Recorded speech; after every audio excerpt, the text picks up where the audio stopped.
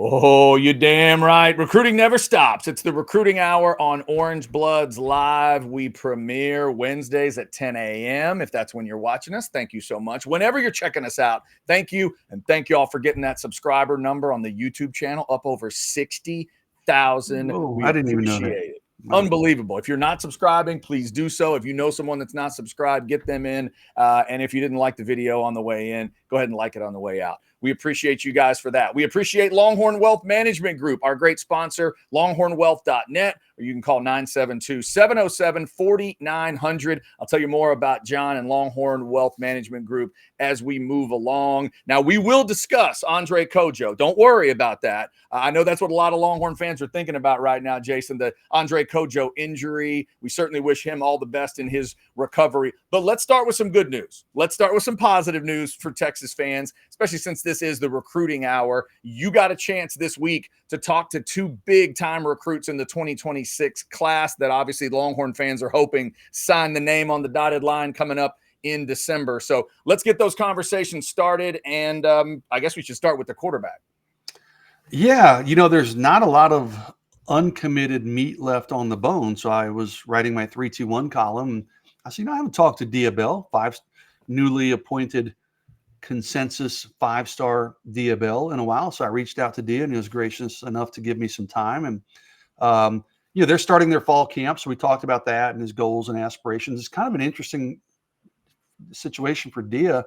He played really well last year, but if you remember, he had the kind of ankle foot injury that ended his season in the playoffs. So he was an observer then for the rest of the year, and he had surgery, was out of commission until he started throwing the ball around a little bit this spring, but really it was this summer when he kind of got his full release. Now he's obviously fully released for his senior season. So I talked to Dia just about his upcoming season, his goals, his aspirations, how good it feels for him to be back on the field with his teammates, and just about his strength in his game and some of that type of stuff. So all good news, all good conversation, and Dia's 100% locked in with Texas still.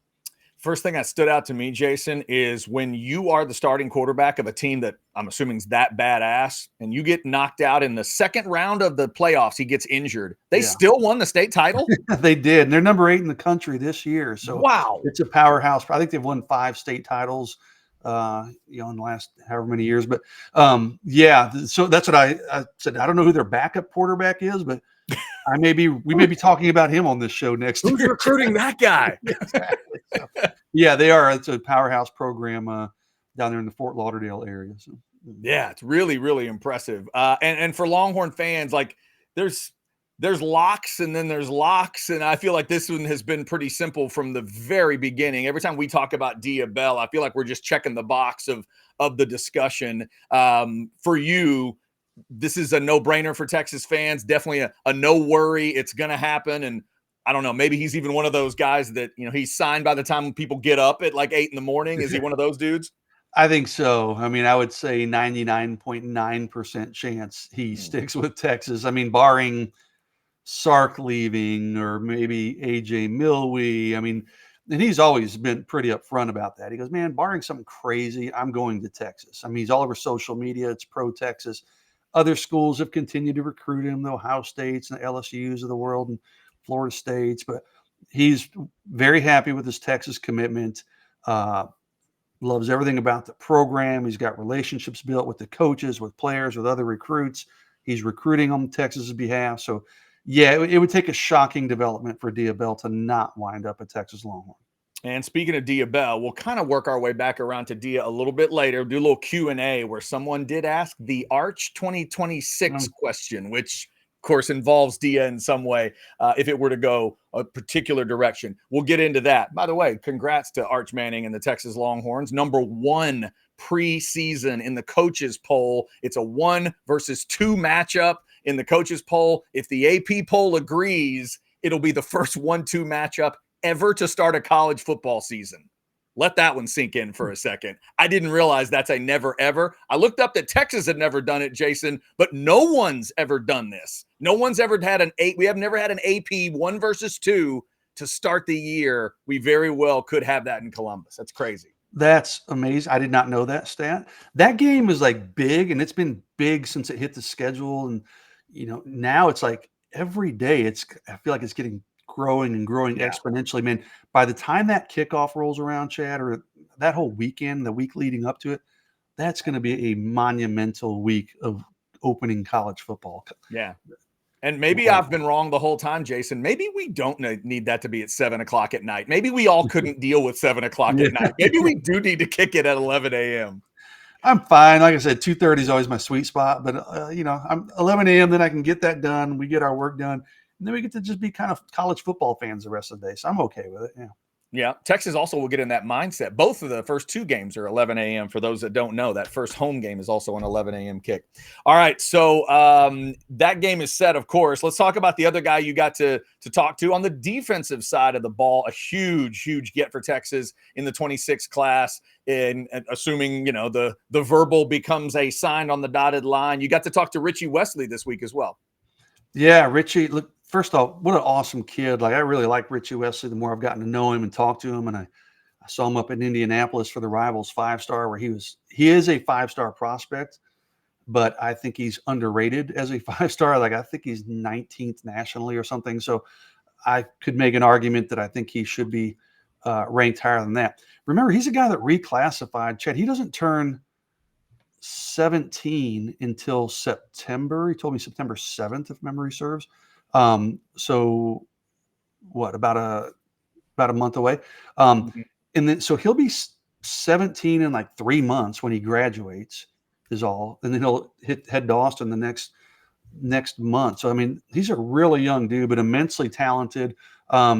He's excited like Dia to be back on the field. He says, hey man, we got some good young talent on our team. Same as Dia said. So, just loves his Texas commitment. I asked him, I said, hey, you've told me this, that you're locked in. I saw, you mentioned it to Hayes Fawcett. He tweeted it about, hey, Dia's locked in. He goes, yeah, man, I love Texas. He goes, I feel like God led me there, and that's where I want to be. I'm focused on my senior season and then enrolling at Texas in January. I'm not worried about anybody else. Texas is home. This is a guy, when he first committed to Oregon, the whole now famous jumping in the pool with Dan Lanning, and then he decommits shortly after. We're all like, okay, this is going to be one that's going to be a bit of a roller coaster ride. Well, he takes his Texas official visit and he commits on Sunday before he leaves campus, before he leaves town. So we're like, okay, was that kind of a knee-jerk commitment again? Is this going to be one that we're going to have to watch? Well, that was my initial thinking. But after talking to Richie a few times, like, I don't think so. I think he is 100% locked in. I feel very confident, actually, that he is going to sign with Texas. And I don't expect there are going to be any bumps in the road. And I mean, listen, Oregon and some of these other schools are not going to throw in the towel. He's too good of a player. But I don't think there's any reason at all for Texas to think this thing is going to be a roller coaster ride all the way until he signs in December. Well, and the other thing, Jason, I think we've talked about it on this show. I know it's been discussed on other shows. I know Jeff Ketchum has mentioned this too. I agree with the theory too, that from the family perspective, there might have been a message of, we'll give you one of those crazy jump in a pool. Not twice, right? It's like, if you're going to, if you're going to jump in a pool with another head coach, that's going to stick. But B, I think we also had that sense of whether it was going to be Texas or Ohio State or wherever he was, if he was going to end up at another big dog, it probably wasn't going to look that way again, right? It wasn't going to be maybe that a second time. So I keep wondering if there's like a mom figure, dad figure, somebody in the mix that's saying, hey, we're not doing that foolishness twice. Just one. He's a young kid. I give him the pass, but I mean, Dan Lanning, like, all right, dude, you're the head coach at Oregon. You should know better. But let me tell you this. When Richie committed to Texas, kind of out of the blue on Sunday, Sunday morning of his official visit,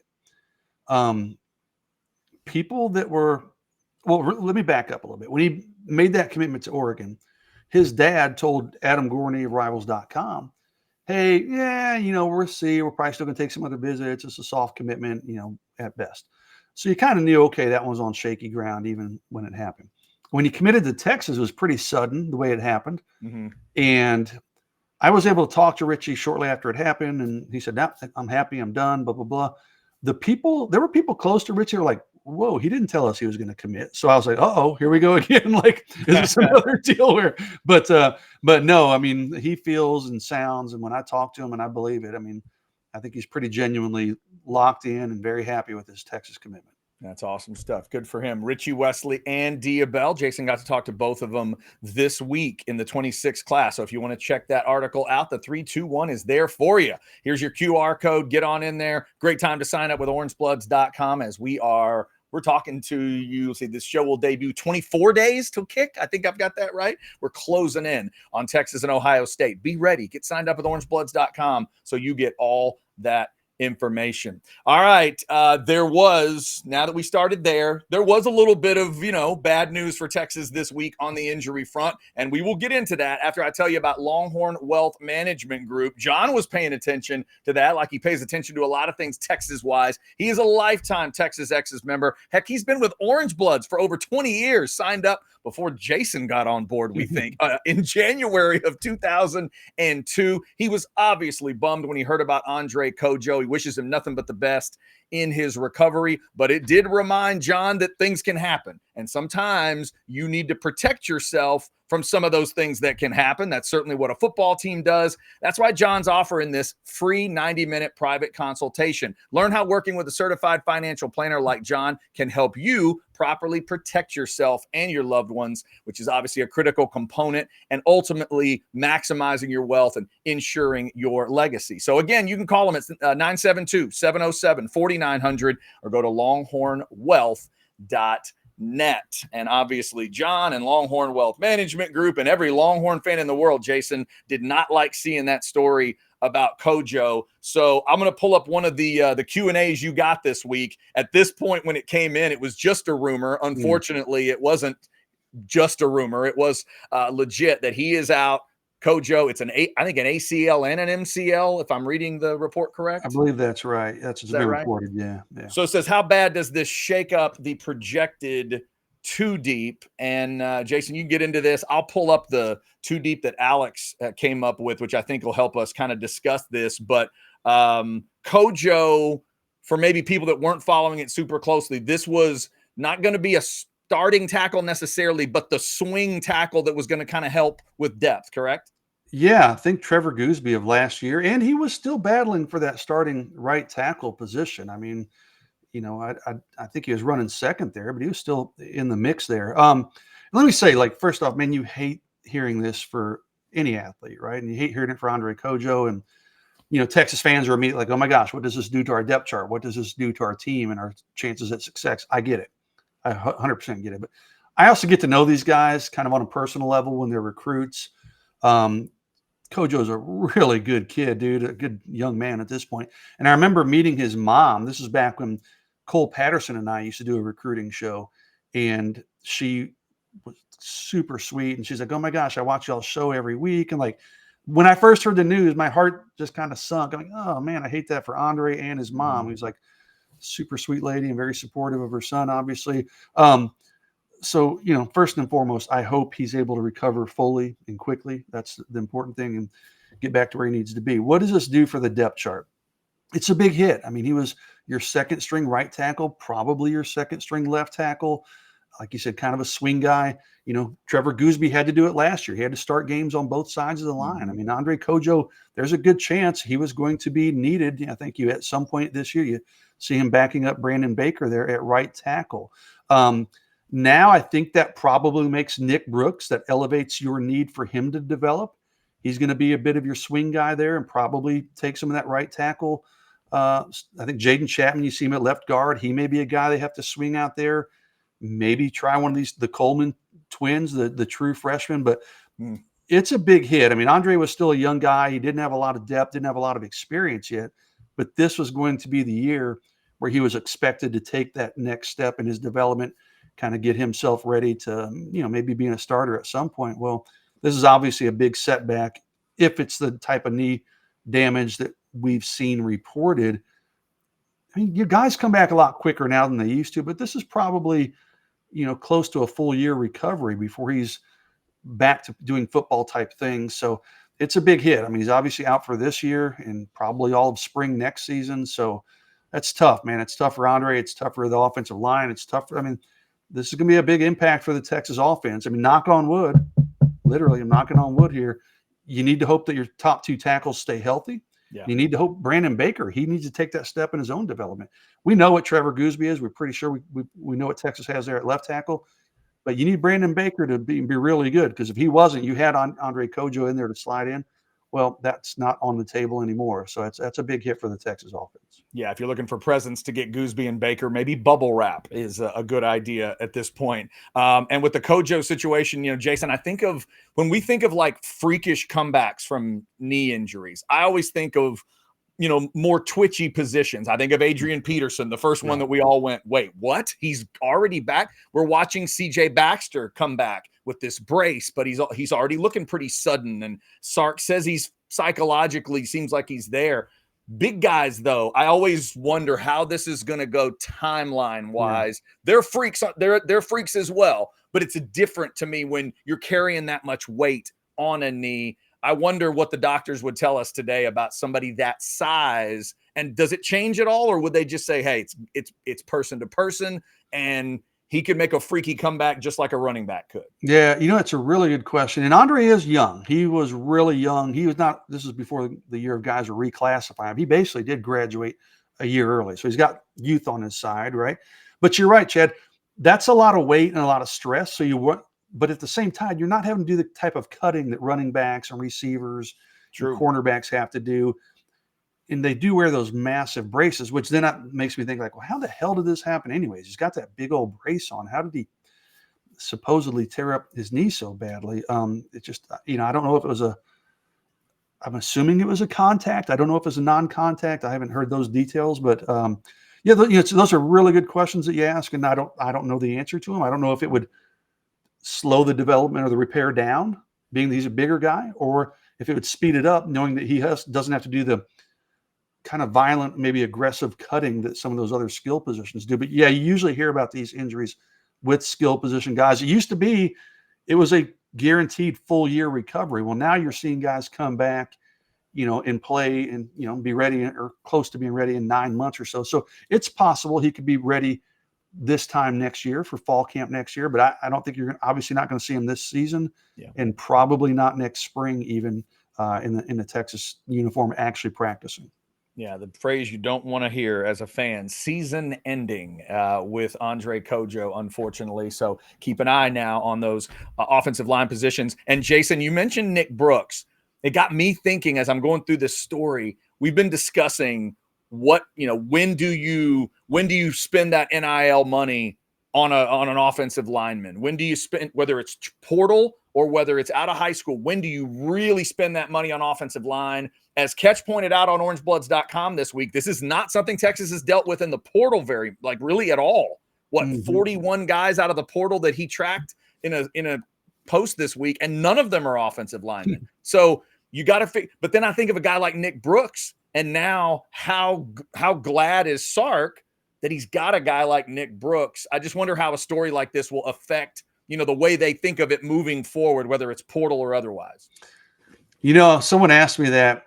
It was buried in the thread, so you probably didn't see it, like page 4 or something, talking about the Cojo thing. And I said, I've got to think this will impact the way they view portal offensive line recruiting, if that makes sense. They haven't taken one yet. They haven't felt the need. Kyle Flood recruits really well. He likes to develop young talent, but you have to have some experience there.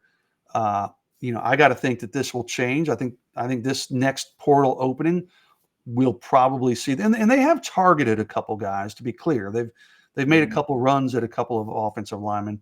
They just didn't fall Texas's way. But I've got to think maybe, and we'll see, man. I say that now, but who knows? Maybe some of these young guys can you pull up that depth chart again, Chad? Do you have that handy? Mm-hmm. Yeah. Maybe some of these young guys develop pretty quickly and take that next step. Connor Stroh. I mean, I know he's an interior guy. I mentioned Jaden Chapman. I mean, maybe Nick Brooks is as good as it could be expected, and maybe he's a pleasant surprise. But a lot of that, I've heard nice things about Nate Kibble, again, an interior guy, but maybe one of the Coleman twins can slide out to tackle and feel like, okay, we feel like we've got something here. So there's some time. They're going to tinker with these things and tinker with probably cross-train a lot of these guys. But I do think this might be the first time we see them go pretty aggressive along the offensive line, try to get one or two guys out of that next transfer portal opening. Yeah, I do feel like the more college football I'm watching, when I'm watching other teams play, I feel like I'm hearing stories all across the offensive and defensive line about transfers, key transfers with the big time teams. But obviously, we're not talking about the O-line part with Texas just yet. They definitely did on D-line, but just get on the D-line. Yeah, lots on the D-line, but not on the offensive line. It's interesting. So we'll keep an eye on those type of stories. All right, we will talk a little Arch Manning. Also, we may dig into a question about that 26 class, kind of bring it full circle with Dia Bell and Richie Wesley and others. But first, let me tell you a little bit more about Longhorn Wealth Management Group. John and his crew doing all kinds of great work. He's up in the Dallas area, Dallas, Texas X's chapter board member for 15 years, and now he is helping build out the Collin County chapter. So if you're in Collin County and you want to get involved, just shoot John an email. Go to longhornwealth.net and get through it that way, and he'll get you added to the email list. John, as much as he was a little down about the Cojo story, he was pumped up this week seeing all those award watch lists come out. Outland, Nagurski, Thorpe, Butkus, Groza, Guy, maybe a Walter Camp Player of the Year. Texas has players up for all that stuff, and that recognition has John really excited. Should have you guys excited too. John also wants to get you excited with this free 90-minute private consultation. Learn how working with a certified financial planner like John can help you achieve your goals and get those great rewards like maximizing your wealth, minimizing your taxes, and ensuring your legacy. 972-707-4900 or go online to longhornwealth.net. Obviously, one of the big-time players that we'll be watching for Texas this year is that quarterback. Not sure if y'all have heard about him. His name is Arch Manning. That's A-R-C-H. And Jason, I loved that this question came in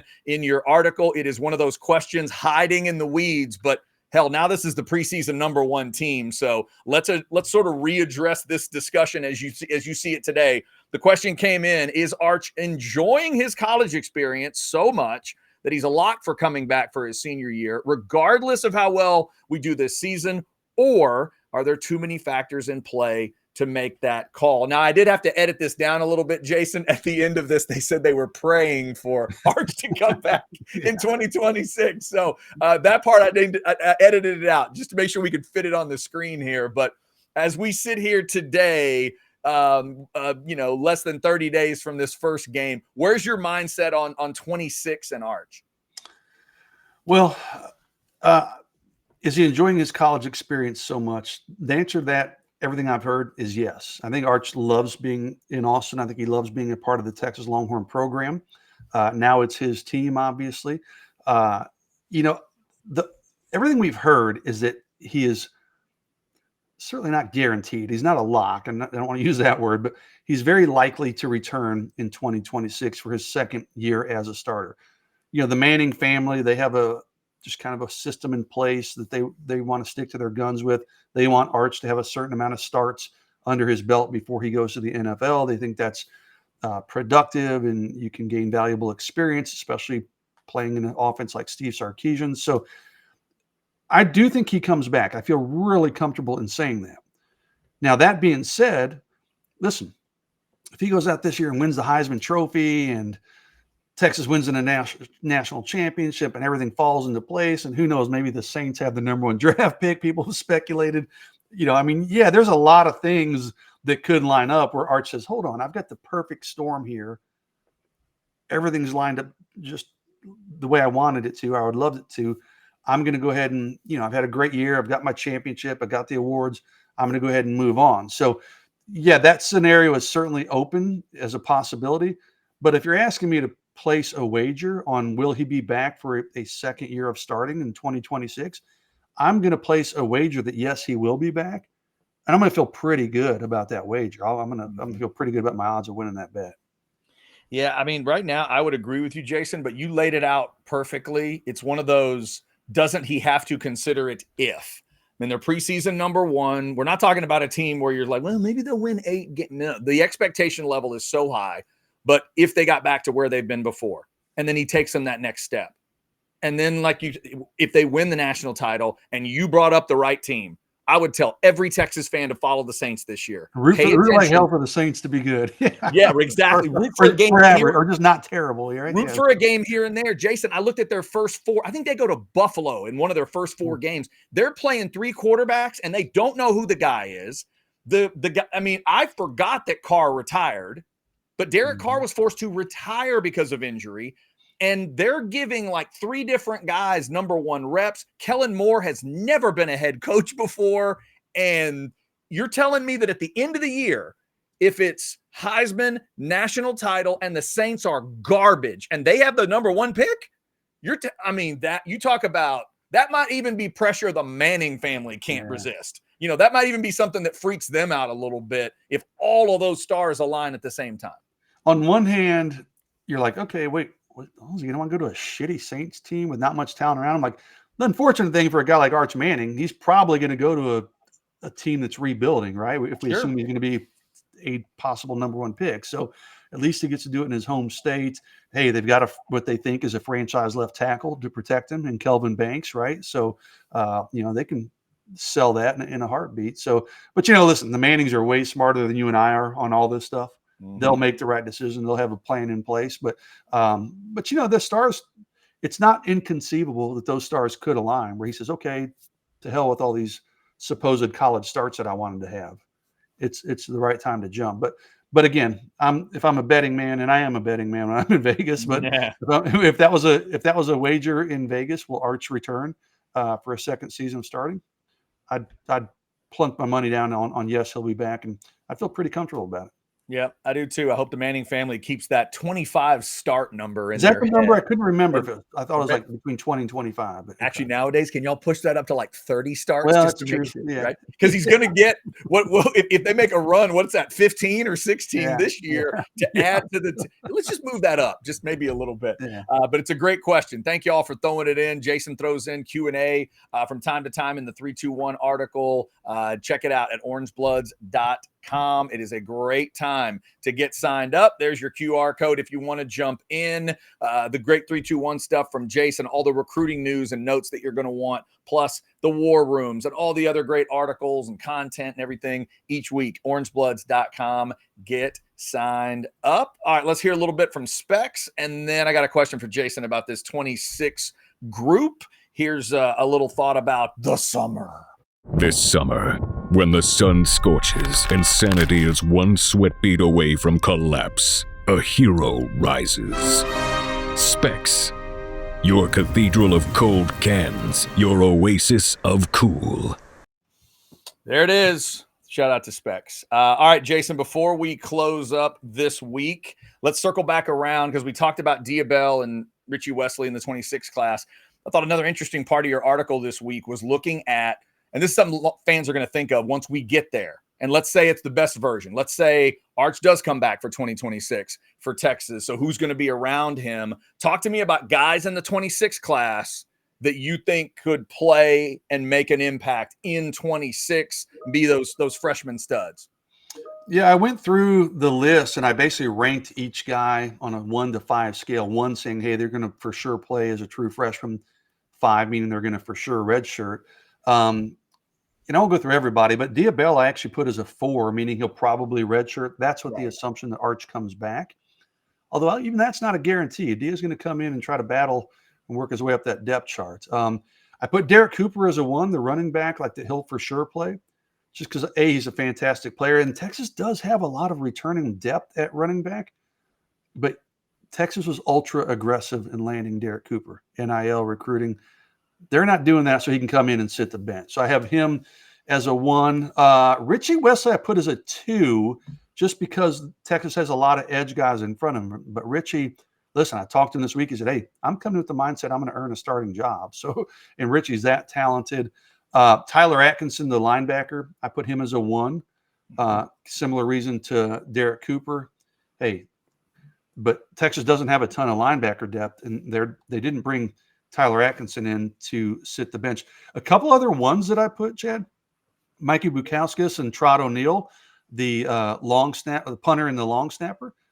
And I put Jake Collette, the kicker, as a 2, meaning he'll likely play because all 3 of those positions are going to be open. So Because whatever Bo Meester's about to be, he gets 1 year, correct? He gets 1 year. Yep. Yeah. So I think all those dudes have a chance to come in and play early. Samari Matthews, the cornerback, rated him as a 2. A lot of 3s and 4s in there. I put some offensive linemen as 4s, meaning they'll probably redshirt. But yeah, people can go check it out. I've got my whole list and I got my reasoning on each guy as to why I think they're probably going to play as true freshmen or probably going to redshirt. Now, I did preface it and I said, hey, this is way too early. These dudes are starting their fall camp of their senior years of high school, right? So we saw a guy like Grayson Littleton come in, and he's kind of taking things by storm, and it's looking like he's going to play a lot. So there are going to be some surprises out of this group, guys that we might not think are going to play that will wind up playing. But yeah, it was just kind of a fun little exercise to go down the list and say, all right, here's the guys that I'm pretty sure are going to play.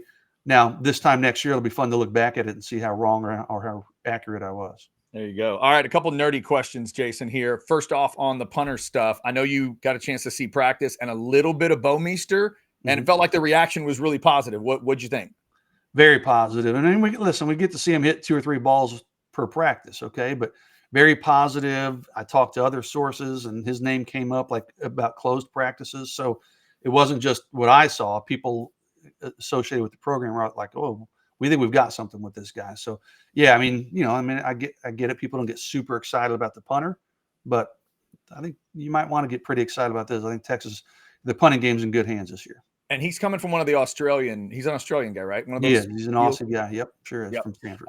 Really looking forward to that. And one other thing to wrap back around to Dia Bell and Richie Wesley, just kind of a nerdy checking in question. But when you look at those guys, we talked about them being in their senior year, going for state titles. Are these also 2 guys you feel like are going to sign and then come in early in January? 100%. Both of them are going to be January enrollees. Yep. Gotcha. Okay. So there you go. Another part of the modern recruiting world where these guys aren't even thinking about prom and graduation a lot of the times. It's like, nope, I got to get to practice. Yeah. What was it? 21 or 22 of those guys in this last cycle? Yeah. Like all but 2 of them or something like that. So yeah, it's so weird. It used to be if 4 guys were coming in early, it was this huge story, and now you're the story if you don't come in early. Yep. So definitely keep an eye on that. All right, good stuff in the 3-2-1 this week. Check that out, and thanks to Longhorn Wealth Management Group for sponsoring the Recruiting Hour. Thanks again to you guys for liking, subscribing, and getting those notifications. We're up over 60,000 subscribers. You know what the goal is. 8 million, and you can't get to 8 million until you get to 60,000. Thank you guys for getting us to that 60,000 subscriber mark. We appreciate it. Remember, it's free to be a subscriber of the YouTube page. Get over there and check it out. Orange Bloods Live. We thank you so much. We'll be back next week, debuting on Wednesdays at 10 a.m. with the Recruiting Hour. Whenever you check us out, we appreciate you doing it. Y'all take care, and we'll talk next week on Orange Bloods Live. See ya.